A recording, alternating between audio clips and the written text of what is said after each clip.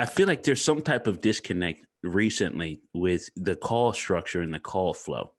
And I feel like this is something that we need to take it back to the beginning with and actually go over just the foundational elements that allow anybody to be successful with the phone.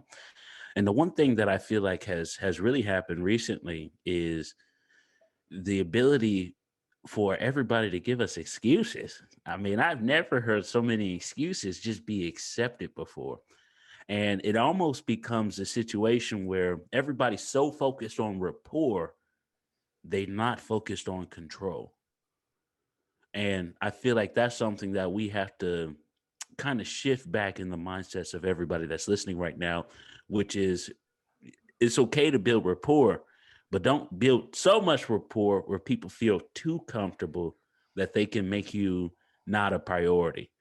Because people are a little bit more likely to tell a friend no than they are to actually tell an advisor no.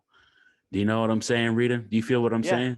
No, I'm with you on that. I heard a lot of calls like that too, where, they be talking to a client for an hour and they become like best friends. And then the client at the end is like, yo, Joe, I ain't gonna do it. It's like, because it doesn't feel like this is a business transaction rather than two friends just chit-chatting.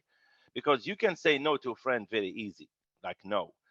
But if you are dealing with someone who is a professional, they are presenting a product, for you, and you listen to it as as a client, it's different. So it's true.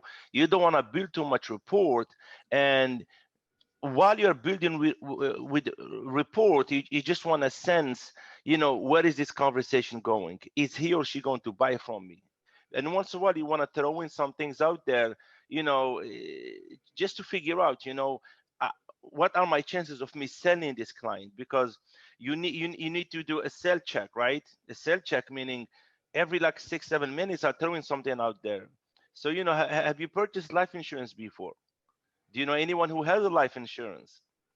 And if they come back and say, I don't know anyone who has a life insurance, I hate life insurance, I think it's bogus, I think life insurance is a scam, why are you wasting your time with that person? But if they say, oh yeah, I used to have a life insurance and I was having hard times and I kind of lost it, at least he knows what the insurance is. Or if they say, well, I know some people have it, my sister have it, now there is interest a little bit.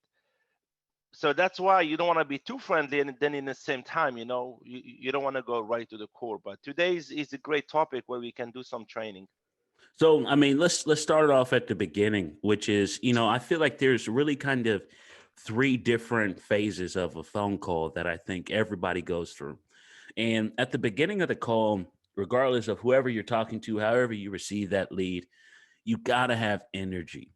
And I feel like that energy, the reason why that energy is so important is because when you actually give that energy, you're triggering curiosity in that client as far as who is this? What is this about?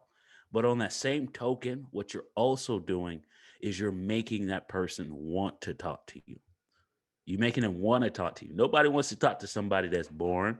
Why do you think so many people like to call Rita and talk to him about nothing? Because even if you're talking to him about nothing, he's gonna say it with so much energy that you're gonna feel gravitated towards it. And that's what I feel like is so powerful. So That's energy true. at the beginning of the call. Now, the middle of the call, and this is probably more than half of the conversation that you're going to have with that person or that individual. And this is where you're instilling both confidence and competence in that client, making them feel both of those things at the same time. They're confident not in not only what you're saying, but in the decision that they're making for themselves. That's what they need to be confident in. And then they also need to be able to feel your competence as it starts to come through the phone. And this is probably the next most important thing when it comes down to having these conversations, which is making sure that you can demonstrate this so that way people can actually feel that. And then, the end of the conversation, and as you start to flow to the last phase of the call, this is where their number one priority becomes authority. You have to be authoritative when you're collecting information, walking people through a process.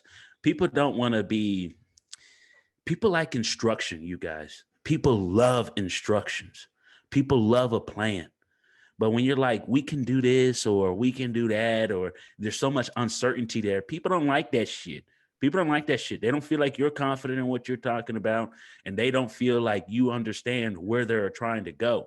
And this is where it's extremely important to understand that you don't try to do authority at the beginning of the call and try to have energy at the end of the call. It just doesn't work that way. And that's not the way the call structure or the call flow should go. So let's go back through it again. Energy, competence, confidence, and then the last step is authority.